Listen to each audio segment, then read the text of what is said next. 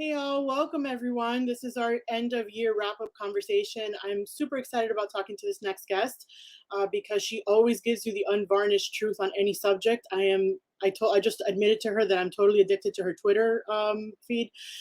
I've been looking forward to speaking to her because she has really given us perspective on some things that are going on in the country, not just the state of Florida, which is where I'm at, and where she ran for office. And if you follow her on Twitter or Facebook, as I know many of you do, she leaves nothing unsaid when it comes to what is at stake. So please help us welcome former Navy JAG officer, former candidate for U.S. Congress, and the executive director for Fight for Florida's Future, Pam Keith. Hey, Pam. Hi, everyone. How are you? I am great. How are you? Good, good, good, good. I'm so happy to be talking to you. Um, I'm I'm just gonna go jump right into it, Pam. Mhm. What is going on with Merrick Garland? What is the deal with this man? I don't, I was so excited about him. I really was. I was so excited about him. I thought that we had found something or someone that was going to be a stable but forceful kind of Right. something, but there's nothing. So talk to us a little bit about what would what is it that he's doing? What is he doing by not doing anything? I think the important thing is what he's not doing. And I'm going to say this 100% clear. I would not be going as hard on this if I was not 100% convinced. Okay. If there was even a question, a little bit of room of doubt, I would try to play because y'all saw me do the happy dance when he got confirmed, right? Yeah, Like y'all saw me all in on Merrick Garland. It takes a lot for me to go from happy dance to you must go. And so I want to be clear about that. The other thing is that many of you know that I'm a political candidate. Most of you know that I am an attorney, but many of you may not know that my law practice is in the District of Columbia. This is where I spend a good week or two every month. Um, and I am a part of the DC legal community, meaning that I am not hunkered down in Fort Pierce opining about what Merrick Garland is or is not doing. And I want people to understand that when it comes to high stakes litigation in DC, be it civil or criminal, but most especially on the criminal side, the white collar criminal side, there is an ecosystem around that, meaning that it's not just lawyers operating in super secrecy, right? It is lawyers, plus it is PR people, jury consultants, copying companies that do the Bates numbering on your documents. It's even transportation companies. It's reserving spaces for depositions, videographers, secretaries. There's a lot of people who come to know that something is happening. If you want to know where the journalists who write about what is and what is not going on get their information, it is from this ecosystem of sources that right. they've been developing over a long period of time, right? So I want to hearken you back to the Bob Mueller days, right? Bob Mueller's team was viewed as the paragons of discretion. It was a leak-free operation, and yet you still knew when people were coming in and out of the federal court, right? Right. You still knew when subpoenas were being served. You still knew that people were hiring defense counsel, and the Republicans who were being investigated were trying to get ahead of the narrative and hiring their PR people. They were all over Fox News. They were screaming bloody murder about how unfair this is and how unfair that is, and right. And so Bob Mueller was steady and narrow in his purpose, but you could see this sea of activity going on. Right. That is exactly what is missing Mm. right now from DC. There is no rumor mill going on about the secretary and such a law firm seeing congressperson so and so walk in the door. Like there is no such thing. That is just not happening. Now, I understand that some of you are like, well, it's got to be super secret to pull together this massive international operation and look at all this money. It's like, no, no, no, no, no, no. This is not actually an investigation of Oleg Deripaska and his deep water offshore accounts. This is an investigation of Jim Jordan and his Twitter and his Instagram and his freaking iPhone. right? Like this is not top level, super secret, 63 different offshore accounts that we have to prove beyond a reasonable doubt, right? That's not what this is. This is a bone simple case to make. It's a case a first year law student could make with even a modicum of effort. And that's just on the January 6th side. Remember that Bob Mueller handed to Merrick Garland a completed investigation that was funded to the tune of tens of millions of taxpayer dollars. He testified on the Hill that he had enough in that report to prosecute Donald Trump the day he was out of office. So, unless Merrick Garland is claiming he can't read or can't interpret a report, he had everything he needed to go after Donald Trump. He has 5 months left on the statute of limitation on obstruction of justice. So do not tell me that Merrick Garland needs all this time to pull his shit together. How long did it take for them to figure out who the Boston bombers were and get them under custody? Wait, and those guys were hiding. Go back, Pam. Did you say that he has only 5 months left? Wait, walk me through that. Why? What do you mean? He only has 5-year statute of limitation, and the obstruction of justice occurred when? January of 2017. January 2017. We got 5 months because come January 2022, that is out. Oh my goodness. So that's why I'm saying the dude is dicking around. And everybody that thinks that somehow, all this silence, all this dead as a doornail, all this inactivity is proof positive that Merrick Garland is ninja level silent. Even if he were, law firm secretaries are not. Even if he were, printing companies are not. So I'm sorry. This is nonsense. You start to sound like those Trumpers who are like, oh, Hunter Biden's going to get indicted any second now. Hillary is going to jail any minute now. It's going to be like it's going to be a cascading flow of indictments against the deep state. They had no activity on which to base that assessment, and yet they were so confident. Well, that's exactly what Democrats sound like now. You have no activity whatsoever on which to base your assessment that Garland's about to drop the hammer, right? And you got to ask yourself, remember what I told you a long time ago?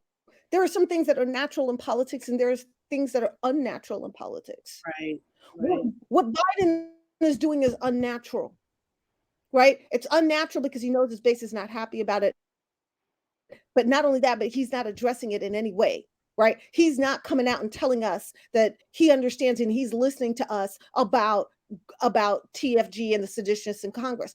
He's not. He's literally acting as if we are all speaking Greek, and that's a language he doesn't understand. So he can talk BBB, and he can talk economy and jobs and bridges. He can talk about everything but the thing we want to talk about. And that's not natural in politics. I've been a candidate. It is not natural as a candidate to ignore your constituency, the people you're going to be begging for votes in a few months. That is not natural. Do you think that maybe that's why his numbers are down? Because he actually has accomplished a lot his first year. Yes. Built back better, and the things that he's done have been good for the country. But it seems like Democrats and people want something to be done elsewhere. So I'm just I don't understand why they're not paying attention to this. Letty, politics is so much about the sense of momentum. Right. Who's winning, who's losing? It's a wave. Yeah.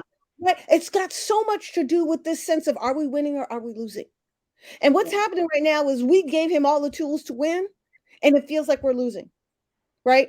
I don't know. BBB may be what he's obsessed about, but my personal freedoms and my right over my body just got taken away from me. So I don't really care about BBB. Right. My voting rights just got taken away from me. I don't care about BBB. Like, it's fine that you have great bridges and infrastructure that the next Republican will get to have control over. Right. Right. He's not kicking their ass. He's not winning. He's accomplishing things, but he's not winning. And And we are at war. We are in battle. And when you feel like you are in battle and you don't feel like you're winning, it doesn't matter that you're accomplishing things. Accomplishing things is not winning.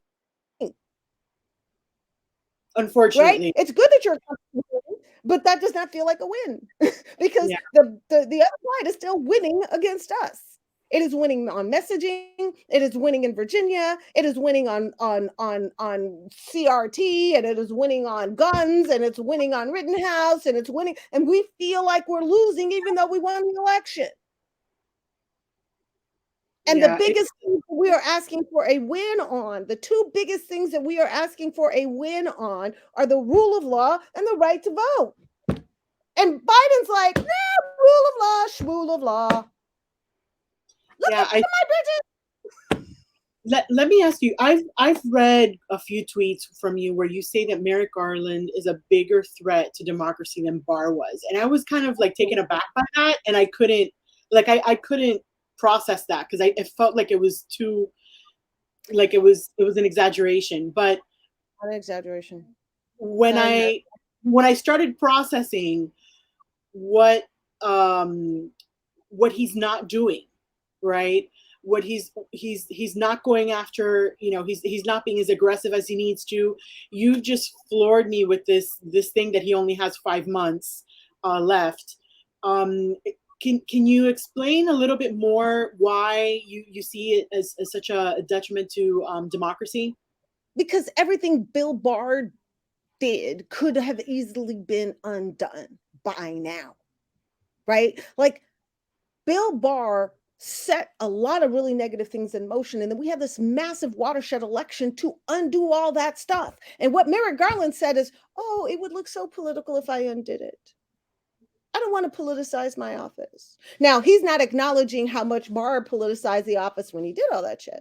Right. Yeah. He's just saying, if I undo it, it looks political. It didn't look political when he did it. It looks political when I undo it. Oh, give me a damn break. The problem is Merrick Garland is more detrimental because of our times, right? If we believe the next election could undo Merrick Garland's mistakes, then it wouldn't feel this way. But we're not going to have another election if Merrick Garland's mistakes stay the way they are. We are not debating as to what happens when the next Democratic president comes into power.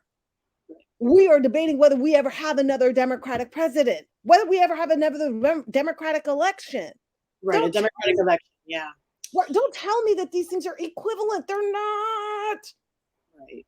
And I mean, let me lay a predicate. I was 13 years old living under a generalissimo in Brazil when I was a teenager. I know what it looks like to live in a military dictatorship. I know what it looks like when your neighbors are terrified to speak out, who are terrified that if they're on the wrong side of this political party, they're not only just not going to be employed, they're not going to be alive. Yeah. If you come from South American traditions, you know what it's like when a generalissimo don't like your flavor. All of our Cuban brothers and sisters should know this. Yes. All of our Venezuelan brothers and sisters should know this. Yeah. The problem of South America is not socialism. The problem of South America is dictatorship in whatever form it comes in. Right. Be it on the left, the right, or the middle. You can be a dictator in every flavor. Yeah. So Josh Shapiro, I'm sure you know Attorney General Josh Shapiro from Pennsylvania. He apparently has, decided that, the law, not decided, but the law that was passed with the intent to discriminate, the whole voting law here in Florida. Tell me a little bit about this coalition of the AGs. What do you think about it? Do you think it's going to accomplish what they want it to do? I mean, because it feels, talk to us a little bit about what the new voter law does and which one? Well, pick one. I mean, there's going after all of them. Right. So there's the voter ID ones, which are bad, but not the worst. Yeah. The worst by far, in my opinion, are the legislature gets to overturn the calls of supervisors of elections in the Yeah. counties they don't like. That's the one that I'm like, whoa, there. But I mean, of course, we have these crazy gerrymandering. We have, I mean, all of this stuff that is going on. And the thing is, the blue states are working for inclusivity and accountability and transparency, and the red states are just power grab. Yeah. Right. Yes. And you can never counterbalance that out. And they're doing what they're doing because they know we would never respond in kind because we're just not hardwired that way. Right. So, I mean, if you ask me which one, I mean, the bottom line is this. The only way to protect voting rights is through federal legislation because we can no longer count on our federal courts. And we can no longer count on our federal courts because Mitch McConnell was so effective in stacking those courts. Now, we had the opportunity, perhaps, to expand the courts. Did Joe Biden make a priority of that? Oh, hell no. What did he do? He appointed a commission to tell us why we should expand the Supreme Court. I don't give a damn about your commission, Joe. Look at your Supreme Court. It's 6 Federalist Society people. Well, he just had a committee tell him that we don't need to expand the court. So the whatever the expansion court was or a committee was just told. But that's because that was the outcome he wanted. You know, the thing is, Joe Biden is always telling us who he is. We don't want to believe it because he's got Kamala over there, not doing a whole lot, but you know, he's got her. And we see him throwing us a bone on some key things that we really want. I like him as a person. I like his ethos. I like his compassion. I like his decency. There's a lot to like in Joe Biden, but he doesn't seem to be the right person for this fight because he's not a fighter. He's not a fighter. He's a legislator. I mean, he's a creature of the Senate, right? And he's a creature of the Senate. I think that he thought that trying to do things the right way and bringing back some decorum and honor, you know, within the Senate, that he would be able. What's interesting, from what I've seen, is that McConnell actually has about 12 or 13 Republicans on board to, to get something passed that the Democrats want, which is interesting. And Trump actually said that he was, that he's got his eye on McConnell and that he was going to make sure that he would, that McConnell would pay for this. So there's a lot of infighting in the Republican Party that we don't seem to take advantage of, which because we don't know how to fight. That's what it feels like. Exactly right. And because we've got all this sense of decorum and restraint and precedent and optics and all this other stuff. And I'm like, dude, this is war. Win first, worry about optics later. Yeah.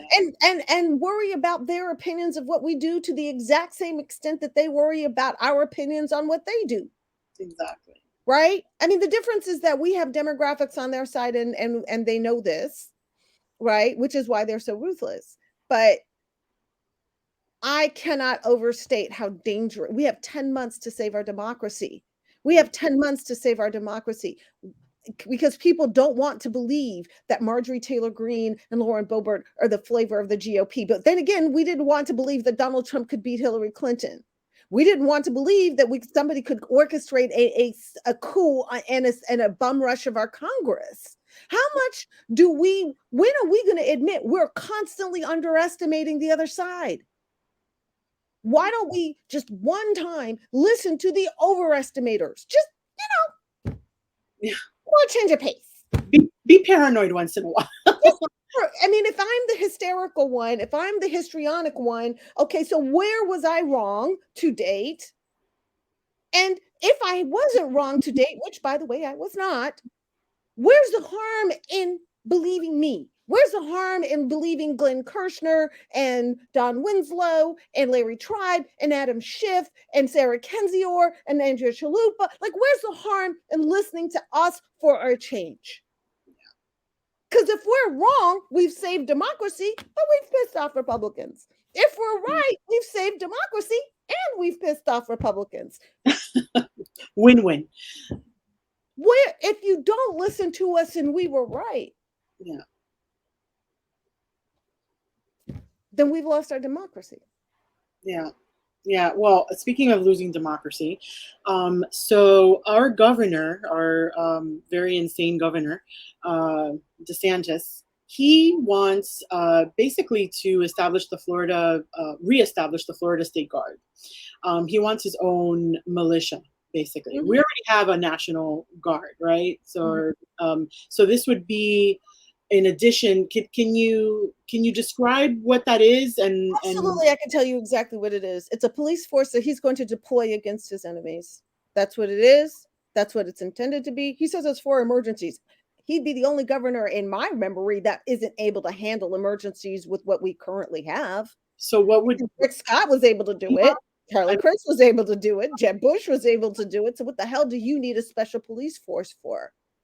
yeah, well, because it would be under his purview and under his control. So So he says all the president has to do is declare a state of emergency in Florida, and all of a sudden they become federal officers. The problem is not a question of who has control. The question is the personal loyalty, who they hire, who they train, and how they are militarized, and so forth. This is absolutely Erdogan's personal guard. This is mm, absolutely uh, Maduro's junta. right. So, you know, I mean, there is no dictatorial instinct that Ron DeSantis does not embrace with both arms because he's a Well, little man. he's He's a he's little man. fashioned himself. Yeah, he's fashioned himself after Trump. I mean, No, no, even no, no, no, no, no, no. That's not true. He is not no, himself after Trump. He is no. way smarter than Donald Trump. He's also way more dangerous than Donald Trump. He's also a much smaller man than Donald Trump, and he's got small man syndrome on a big man budget. Mm, Um, and so, you just need to be cognizant of just how dangerous he is because there's no check on his power if he comes to power. The only thing that I think is kind of a little bit of a good thing is that the check on DeSantis's ambitions and his power is Trump.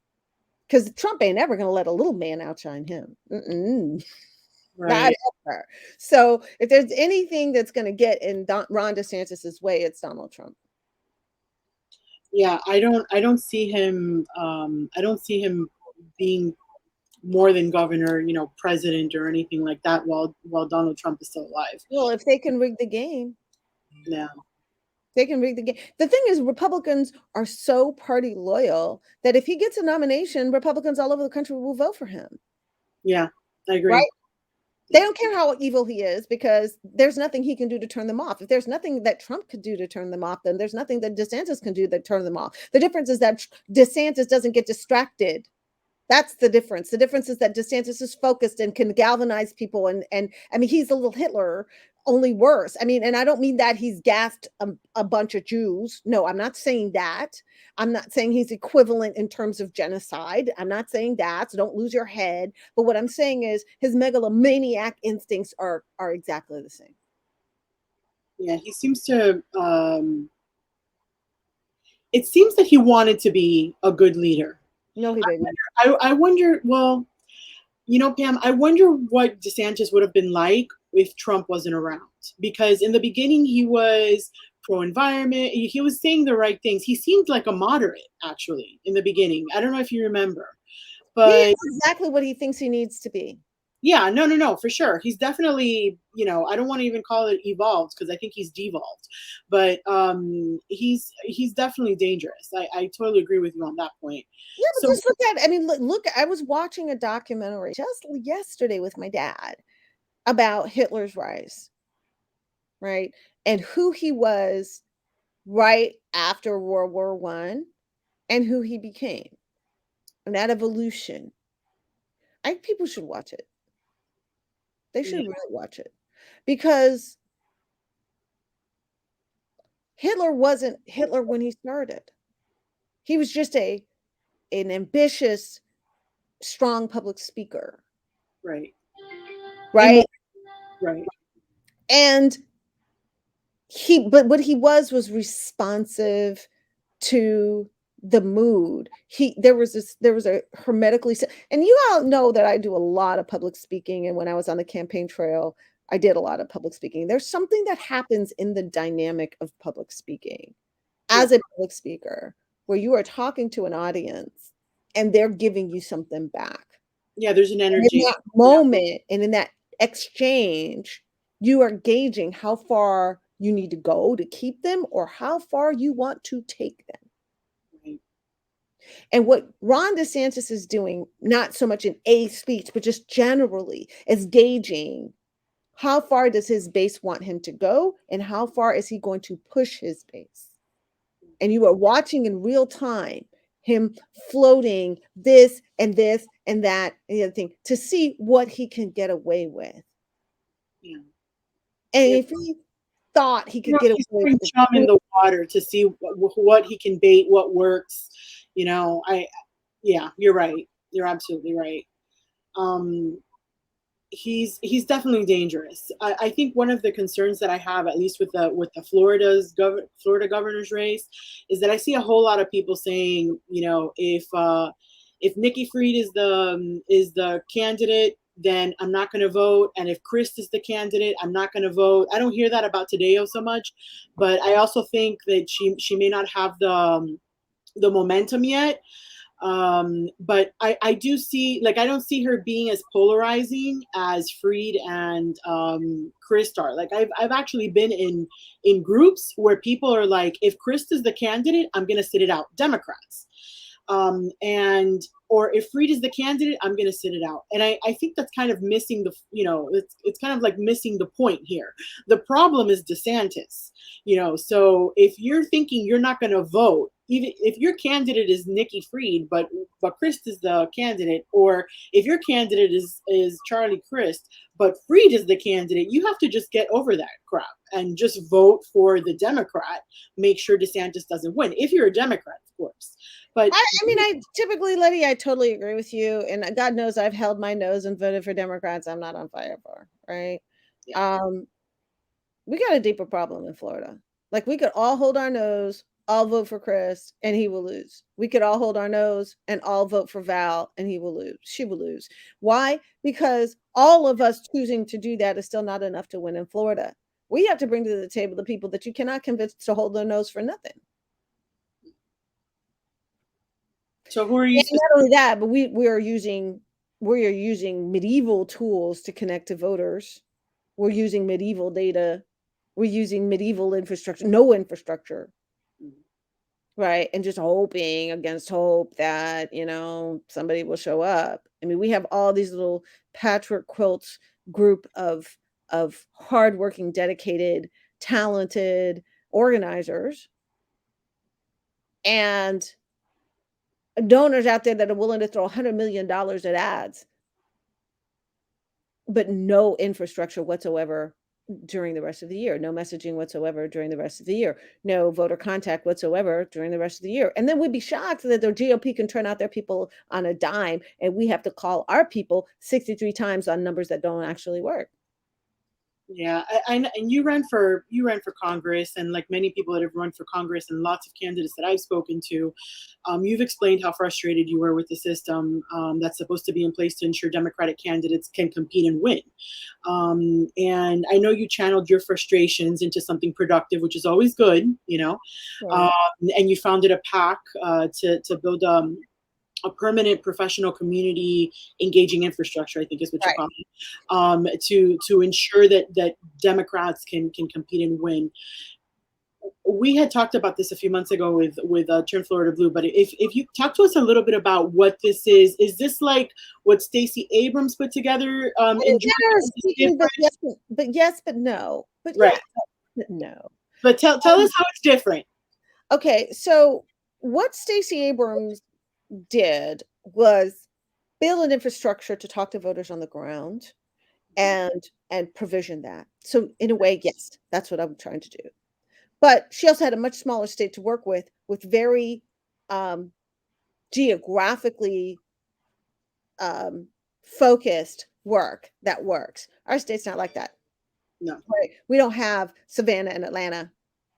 We have this massive 22 million over this huge range and so what Stacey was able to do by galvanizing people around the suburbs of Atlanta and really turning out people in Savannah and maybe a little bit of Macon, we can't do here. So we thought, oh, let's do the Stacey Abrams model. I'm like, okay, let's go to Tallahassee, let's go to Pensacola, let's go to Jacksonville, let's go to Tampa, let's go. All right.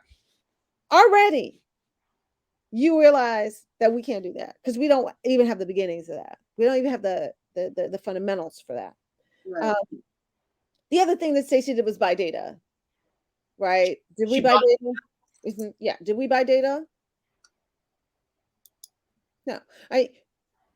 If you all saw what I've been working on, because I haven't given up, right? Like I just coming at it at a different angle. I want to try to put Florida Democrats on a footing where the data that their volunteers and their campaigns are working with is not only as good as the Republicans' data, but better, right?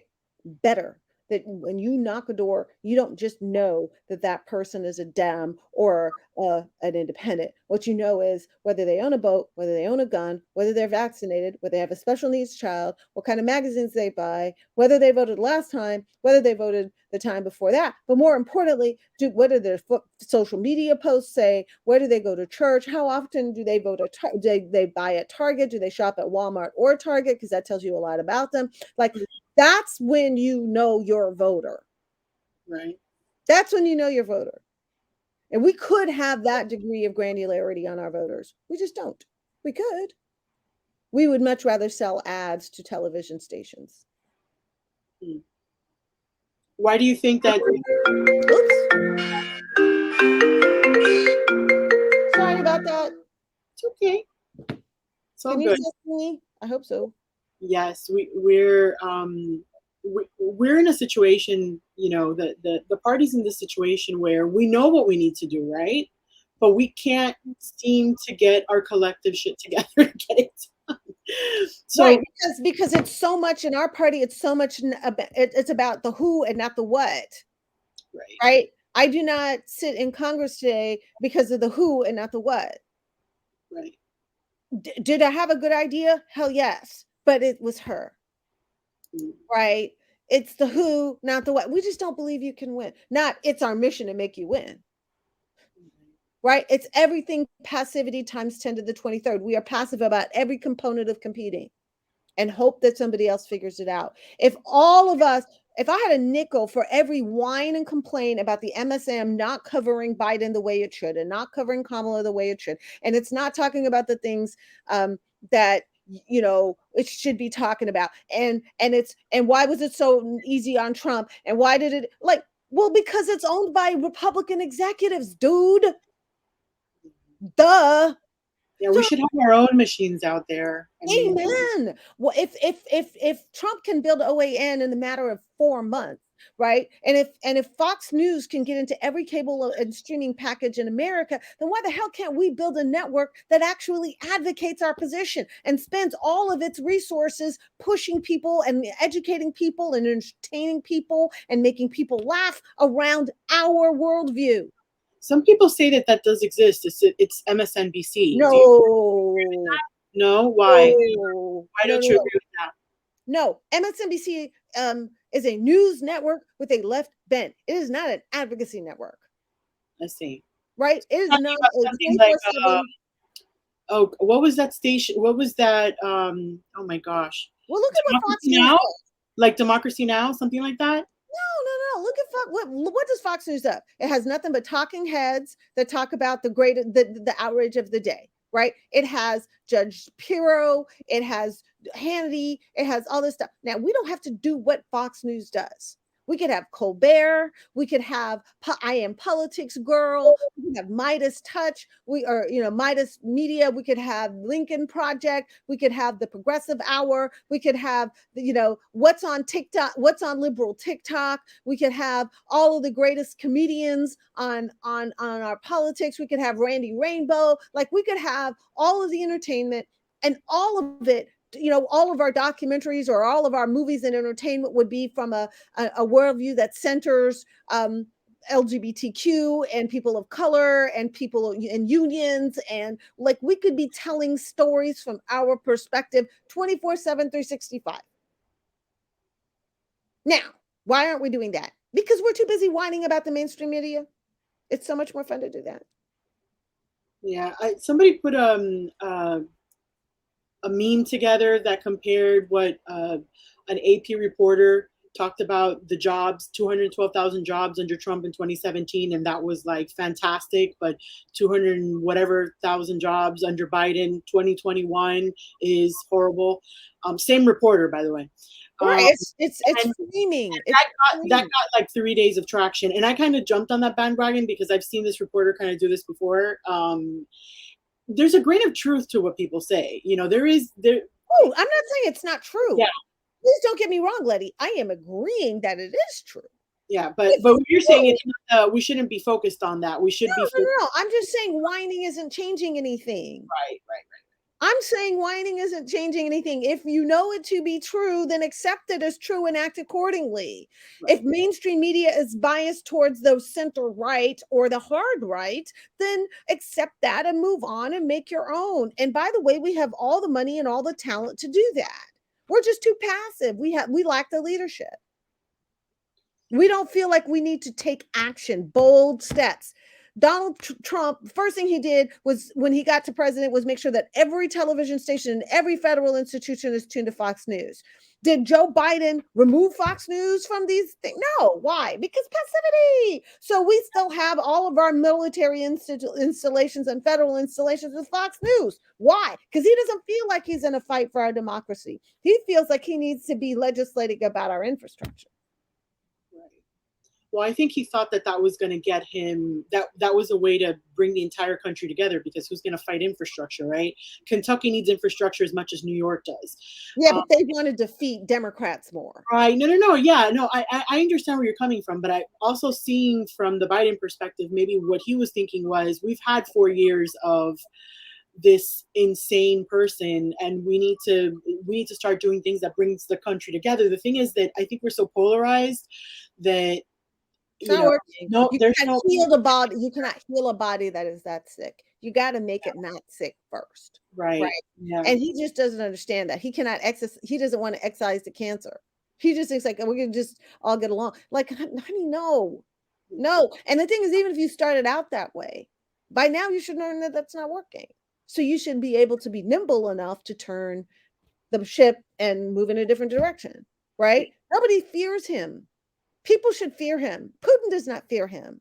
Nobody fears Joe Biden because he's not sufficiently bold for anybody to fear him about anything. Yeah, I don't know about fearing him, Pam. I think people should be respectful. They should fear him. I don't know about fear. Fear. No. Remember the difference between Jimmy Carter and Ronald Reagan. I don't know if you remember. You may not be old enough. Yeah, of course I am. I'm 47. Are you kidding? No. I mean, if you remember the difference in ethos between Jimmy Carter, of course. Yeah. Well, I don't remember it, but I mean, I'm conscious of the fact that there was. You had to live through it to remember that. I remember gas lines. Right. But I mean, Jimmy Carter. It's a cult of person. President of the United States is a cult of personality. It absolutely is. People will follow the person who takes the mantle of leadership. Yeah. Joe Biden is a good president. He's a lousy leader. Yeah, I think the thing with Carter, he was just a genuine good person, but you're right. People weren't afraid of him. I don't know that people were afraid of Reagan either. Oh, yes, they were. Oh, yes, they were. I think they were. How quickly did Iran give up those hostages after he was elected? Letty, if you didn't live through that, may not. I was here. Maybe I don't remember it, but I don't. You clearly don't, because it was literally and there were people who said that there was a backdoor deal made to hold the hostages because the Iranians were getting kind of sick of it. But whether there was or wasn't, the perception that was made publicly was that the minute that he came into power, Reagan came into power, those hostages were freed. Right. But that was negotiated during the Carter administration, and Reagan just took credit for the hostages because that was negotiated during Carter. That I know because I read that book. That was a shit thing to do, because at the end of the day, he probably a testament to his personality in terms of Carter. He was just kind of looking for the final result. Let me just get these human beings freed and forget about optics, right? We were talking about optics earlier. Forget about the optics. Let's just do the right thing. But when you don't have the optics and doing the right thing, it blows back on you. And Right, but I mean, it was a question of aggression, Letty. right, Like, yeah, he didn't seem aggressive. Exactly. he didn't want to grab that headline and own it. Reagan did, Right. Yeah. right? And that's my problem with Joe Biden. He doesn't want to grab the headline and own it. He wasn't political. You understand what I mean? Like, he wasn't political. Like, he wasn't. Carter didn't seem like a political person, whereas I do see Biden being a political person. Like, I do. Because I don't see him grabbing.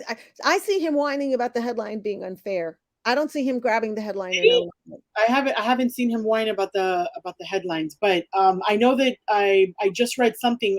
Keep in mind it's on the New York Post, so whatever. But that the White House is working with the media to improve like positive something. I'm not sure I'd buy that. I'm not sure I believe that either. I'm not. I don't know. I mean, I think if you look at, again, all of this, and to a certain extent, is academic, right? Like, yes, people have a perception, but the major problem here is not the media and it's not the optics. The major problem here is that the rule of law is getting imploded and we're getting our asses handed to us by the team that lost. That's the problem.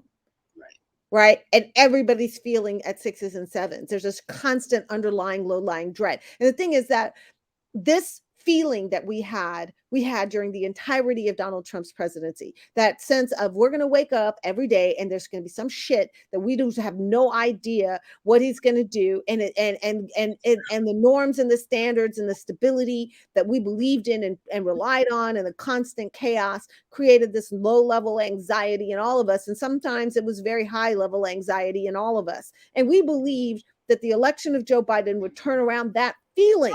Yes. We would start to feel that's right, confident and strong, and that America's coming back to what we want it to be and what we expect it to be, and that the powers of evil were going to be defeated and we're going to watch them march off in defeat. Right. And that ain't happening. Yeah, I think we had the expectation that justice was going to prevail somehow, and that Biden was going to make the country whole again. I know that it sounds irrational to me now, right? Because when I think about it, we've spent 4 years with this guy who was a menace. He's a cancer who has metastasized, and he affected the Supreme Court. He affected law enforcement. He has infected everything. Why would I think that Joe Biden, of all people, he's a good man, but why would I think that Joe Biden would be able to undo that? I don't know why I thought that. I think he could have, if he had allowed. See, the thing is, yes, Donald Trump has loyalty, but he also derived his loyalty through intimidation. We could have liberated the GOP from Donald Trump, right? To have healed the country. Because if he had imprisoned Donald Trump from jump, right? If he had imprisoned him, if he had indicted him up, down, and sideways, if he had gotten his little minions and his troops in jail, then guess what? All of those centrist Republicans, all of those other Republicans would have felt like they could come home to the original GOP that they were, right? They would have felt like there was a lane for them. The Kinziers and or the Kinzingers and the Cheneys and all of them would have been able to go back to the kind of Republican they want to be, because they don't want to be a Trump Republican. They just want to be evil, but they don't want to be that evil, right? They don't want to be that crazy trailer park flavor. They want to be their Brooks Brothers kind of Republican. And Joe Biden could have freed them up to come to the fold of rationality had he taken that lodestone off of them. But he was too afraid of Trump's minions. And so he allowed Trump and his minions to stay in power. And those who thought they were going to get a lane to come back to normal Republican realized that lane closed. It's dead. And so right after January 6th, right in that time frame, had Joe Biden come in and said, oh, hell no. Trump is gone. Everybody that's on Trump's team is gone, and the remaining Republicans can come back to the fold, and I will embrace you and I will nurture you back to normalcy. That could have worked. Instead, he said, well, I'm going to leave all y'all to your own devices to figure out your direction. Please direct it this way. And then he let Donald Trump decide what that direction was going to be. Do you think that Donald Trump was going to allow that to be coming back to the fold? Not on this planet. Joe Biden didn't just do a disservice to Democrats by not reining in that monster. He did a tremendous disservice to the GOP. Because the only person who had the authority to stop that monster was the president. And instead he said, hey, well, optics, I can do other things, BBB. So, and that's why we're in the shitstorm that we're in. But people will argue, because I've had this conversation with other people. Do we want to take that first step that we begin incarcerating people we disagree with? Yes. And by the way, it ain't that unusual. Did France implode when it prosecuted Sarkozy? Did Israel implode when it prosecuted Bibi? Like, stop acting like countries don't prosecute presidents who do bullshit when they're in office. Are we the only country on the planet that's so immature we couldn't deal with it? That's nonsense. So, but Pam, with the combination of, so I hear you, and I don't necessarily disagree with you. What I'm thinking about is that, coupled with how they are basically cheating their way into permanent power through the state legislatures. Yes. This is what I'm thinking. Okay. I'm not saying that you're incorrect. I'm not saying I disagree with you, because I actually agree with you. Right. What I'm saying is the timing. Is there something that perhaps is keeping them at bay? Yes. Because the state legislatures, what's going on with the voting, the change in voting rights and whatnot, not protecting voting rights in all the states as we should. The fear is that, let's say that we arrest Trump, right? Mm-hmm. Are we going to be able to hold on to the Senate and the House in 2022? Because we have a hell of a lot better chance of doing it by arresting him and his minions and making them look like criminals and doing wrong than letting them to their own devices, raising all the money they want and running roughshod over the rule of law. The thing is, what you fear that the Republicans will do when they come back into power is real and legit. So, do we just let them get there easy, or do we make it hard? Because they're going to do it one way or another. When they come back into power, they're going to kill the filibuster. Oh, yeah. Well, they killed it to get all these people. Right. When they come back into power, they're going to find their power. They're going to gerrymander us out of existence. They're going to do everything that you think they're going to do, they're going to do. The question is, do we make it hard for them to get there? Do we fight them before they get there? Or do we roll over, let them get there, and then be mad that they're doing all the shit that we could have stopped them from doing had we chosen to fight in the first place? You will never stop them from being evil. You will never stop them from being power grabbers. The question is, will you fight them on the road and perhaps win and stop them from getting into power in the first place? How do you let them get into power because you fear what they're going to do when they're in power? That's irrational. The thing is, it only makes sense to a personality that likes to avoid conflict in the first place. Boldness always feels risky to the passive. But sometimes the bold swing is the best swing.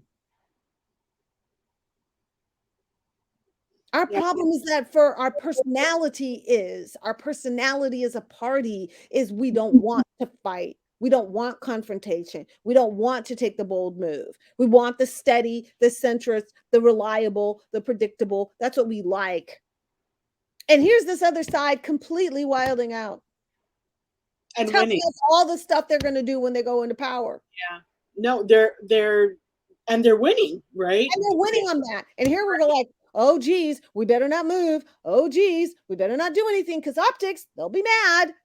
Right. Do we care if they're mad? They've already told us what they're going to do. What else are they going to do? They're going to take our rights to abortion? Already gone. They're going to take our voting rights? They're already doing it. Like they're going to put guns on all our school? Already done. They're going to take away our public schools halfway there. What exactly are we what are we winning by trying to appease them? What are we accomplishing through all this restraint? Besides paving the road to their success. Yeah, I think for the most part, people feel that if they just have a little bit more time to work things out, it's like just a little bit more time. But I can see why people are frustrated, and I know as far as people like me that have not been lifelong Democrats. I was an independent most of my life, and I switched over because I wanted to vote for Elizabeth Warren. Yeah, and I often think about what would it have been like. I wonder what it would have been like if she were president, if she would have allowed like all these things to happen. Do you think she would have appointed a Merrick Garland as Attorney General? No, I don't think so. And if she had an Attorney General that hadn't produced a single indictment in 10 months, do you think he'd still be employed?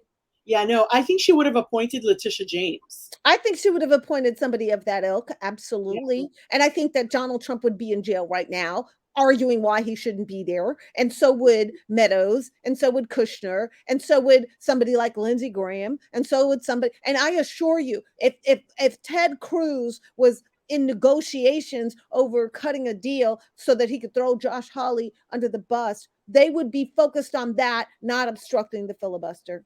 Right. The whole playing field would be different if we had a real Attorney General. And that is why I keep harping about it. Because it's not about Merrick Garland in of itself. It's that if you had a real prosecutor in that role, the GOP wouldn't be strong right now. It wouldn't be a viable option for Sinema and Manchin right now. It wouldn't be emboldened, basically. It wouldn't be emboldened right now. It wouldn't be raising money hand over fist right now. Is my motivation political? Yes. But does it matter? I'm trying to save our democracy. Yeah. All bets are off. All cards on the table.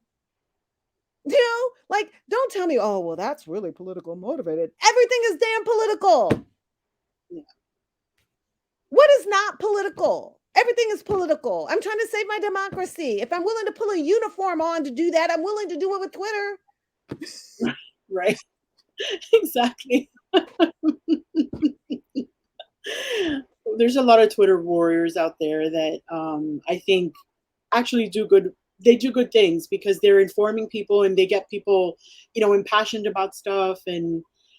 But I think sometimes they also lose their way because in the same thread, they're like, well, but no, that might be like, they want to protect Biden so much that in the same thread that they're saying, we need to do this, we need to do that, we need to do this, we need to do that. They're like, no, but we shouldn't criticize Biden. We all have to be united. I get that a lot in the group, in the centrist progressive group. I am not united, Letty. I'm united. No, I'm united too. But I expect to see results. I expect. Right. And the thing is, my passions will always go to defending our Constitution and our democracy before it goes to defending our party. Our party is sometimes straight up wrong. If anybody knows that, it's me. Right? Yes, ma'am.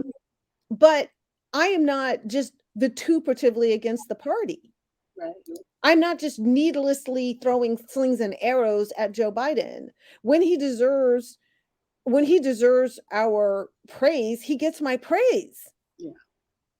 And I keep writing to him on Twitter because I want him to listen. Because I want him to be successful. Because his success means the success of our democracy. Right. Yeah, but, and I think people personally too. I don't know anyone who wanted Trump to fail, because his failure meant that we were all failing. But he was just such a catastrophe that you couldn't root for him anymore. No. And the thing is, I am watching us make these hellacious mistakes that could very well end the country that I love. And I'm not being hyperbolic about that. Oh, I agree with you. I think I don't think people are paying enough attention to what's going on with the situation with Merrick Garland not taking the insurrectionist cases as far as he needs to. The situation with Trump. I think Letitia James just said on the civil side that there was going to be something that was going to be done, but something, I don't know why. She's running for governor, so that maybe that's been. No, she dropped her bid today. Letitia James, she dropped her bid today because she's going to be a part of. Yeah, that just came out like a few hours ago. Yeah. It's on Twitter. Um, I have it too. Me too. I own a business. But I know that I know that people want like camaraderie, and people, they want the country to be stable and whatnot. But I think we need a little bit of, we need something. We can't just we can't just give people 2 month. You storm the castle. You storm the Capitol. You storm the castle. You're gonna get 2 months in jail, or and time served for the 6 weeks you've already been in there. Yeah, it's deeper than that, right? It's part of the stability of the United States is the universal belief in the rule of law, Right. right? When you jettison the idea that justice can be had through a peaceful process, then you throw out the bone that the only way to get justice is through a non-peaceful process, Right. Exactly. right? So this idea of placing all these criminals above the law because you're afraid of what their minions are going to do, you should be afraid of what everybody else is going to do, because then they're going to stop thinking they can rely on a peaceful process to get justice. Right. I mean, the thing here with our abortion rights is their calculation is that the overwhelming majority of America that supports abortion rights is going to accept control of the of the minority over us, and carry on peacefully in that dynamic. Is that true? Will our daughters and granddaughters live in this America with no abortion rights when they exist in Canada and elsewhere? That's their calculation. Their calculation is we will live in an America where only white people get to vote, and that we will not resort to violence to change that. Well, but you're not advocating violence. I'm not advocating violence. I never do. I'm simply looking at the reality of what causes civil wars to happen. Right. What you're saying is that we're a few steps away from implosion. Right. Yeah. We're and every step of the way, we are helping the other side drive us towards implosion because we don't want to stop them. And that's why I am railing on Twitter so much. It's because our team doesn't want to stop the bus driver who's driving the bus towards civil war. Yeah, it feels like there's something big has to happen for people to take this seriously. And I don't know what bigger thing could happen than what happened January 6th. What else could I sometimes pray that aliens attack our country, because that's the one thing I think we would actually galvanize around. If outer space aliens landed on the United States, I think we would be able to pull together to fight them. I'm hoping. Like, I'm seriously hoping an asteroid comes our way. Stop. No, you don't. It's always so great talking to you. Like, it's always like the unvarnished truth. Sometimes I go to your Twitter feed and I'm just like, I wish I would have said that in this conversation I had today. She's saying exactly what I wanted to say. Thanks for being you. Thank you for bringing perspective and truth and transparency to everything. I know that you love this country. You've served, you care, you've run for office. I know you care about this country, and many of us care about this country. I think we need more people like you, and I hope people support your organization, Fight for Florida's Future, and also see if you can get that going and then clone it, because there's so many states that need you, so many other states that need that type of organization and work. Absolutely. And hopefully, when people start to see what we've been working on all these months that you haven't seen much activity, we're working on something and it's coming. So, we're about to beta test it, and so we're working on something. But I just, I wrote this manifesto that you read, Letty, about how we get out into the community. How do we establish the tentacles to reach voters in a way that's meaningful? And it got completely blown off by the party, right? Like, they were like, oh, no, Manny has a plan. You Now, mentioned Maybe Manny's plan is on the street and I just missed it. It's altogether possible because I've been otherwise engaged. If you've seen Manny's plan and you think it's a great plan, let me know. I'd love to see what it says. But what I can tell you is that the Republicans are lapping us on new voter registration. That I can tell you. So whatever Manny's plan is, it is not getting us new voters in any level that can actually compete with what the GOP is doing. And at some point, you've got to stop asking yourself, what is Manny Diaz going to do? And start asking yourselves, why in the hell is what Manny doing not working? Yeah, I think he probably came in thinking he needed to put out way too many fires, and he started with the financial part of it first, which I know that the party was upside down here in Florida in terms of How did that happen? Whatever. I don't know, but that's for another day. Let me tell you how that happened while we close this out. It happened because our party is run by volunteers, club people, DEC chairs who hire, youngish people, right? It's not run the way the Republicans run. They run their enterprise like the Chamber of Commerce runs an enterprise. They run it like corporate America. We do not run Democrats like corporate America. We run Democrats like High School Musical.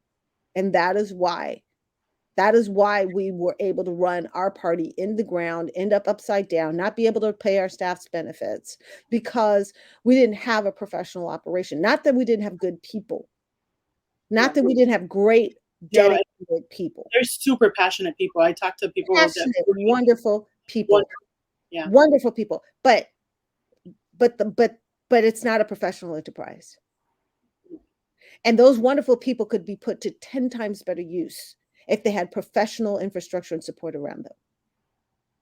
Which is what you're trying to build with Fight for Florida's Future. That's exactly what you're trying to build. Right. Not replace the volunteers, not replace the clubs and caucuses. Incorporate them or provide an infrastructure. Equip, guide, give resources to, give direction and mission to, give talent and expertise to, so that they can actually go out in the community, do the things that they really need to do, be effective in their volunteerism, have resources behind their volunteerism, get it on social media, in the local news, in the paper, get the journalists talking about what they're doing. They can't do that on their own. That's all I was saying. Not that what they do is not valuable, but that to the extent of their passions and willingness to engage needs help, and needs validation, and needs resources. That's all I was trying to say. Yeah. I hope you can help us get there, because we need it, and not just Florida. Other states need it. So once you perfect it here, we have to copy paste. Anyway, well, I'm still working. I feel like I'm so exhausted from the fighting, because I never seem to be stop fighting. It's all I do. But it's if there's anything worth fighting for, it's this great democracy. Absolutely. I worry about the country I'm going to leave my kids and my grandkids. So it feels like I'm going to be passing on something to them that I didn't have to experience, and it makes me really sad. Very, very sad that my kids, my oldest daughter is getting married and talking about having a family, and I want to be happy, but it's hard. It's hard. Really is. Anyway, I'm not gonna cry. You're not gonna cry. It's been great seeing you. I fight. Yes, we fight. We fight. All right. Thank you all so much. It was a pleasure. Thank you, guys. Thanks for joining us. This was the end of year. Hopefully we'll see you guys next year. Pam, thank you, and I hope we have you back soon, okay? Amen. Have a great night. Bye-bye.